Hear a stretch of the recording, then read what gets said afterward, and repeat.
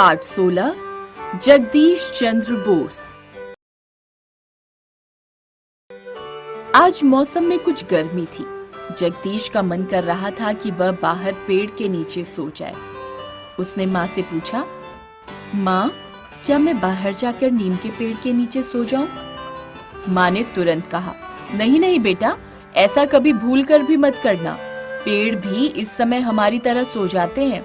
तुम्हारे जाने से पेड़ की नींद खराब हो जाएगी। जगदीश बोला, पर माँ, पेड़ों की तो आंखें ही नहीं होती, फिर वे कैसे सो सकते हैं?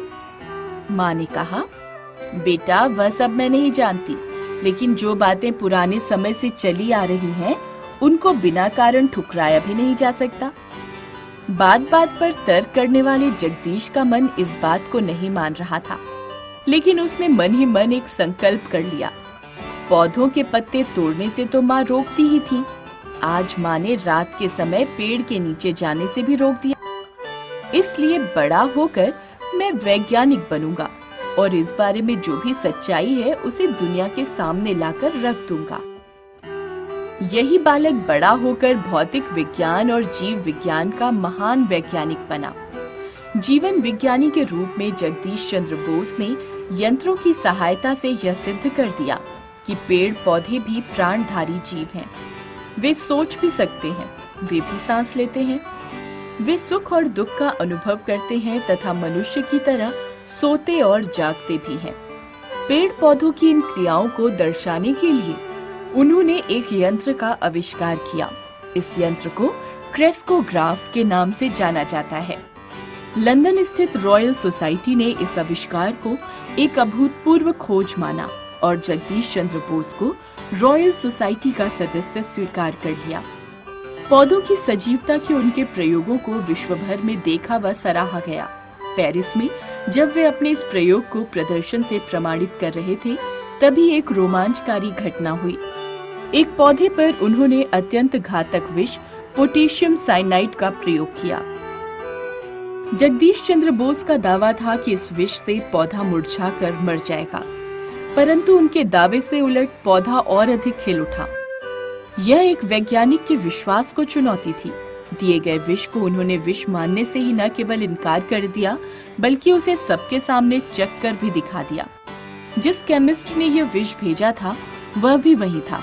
उसने स्वीकार किया कि उसने पोटेशियम साइनाइड के बजाय चीनी का पाउडर भेजा था। भौतिक विज्ञान के क्षेत्र में जगदीश चंद्र बोस ने सूक्ष्म तरंगों यानी माइक्रोवेव्स के क्षेत्र में भी अनेक वैज्ञानिक प्रयोग किए।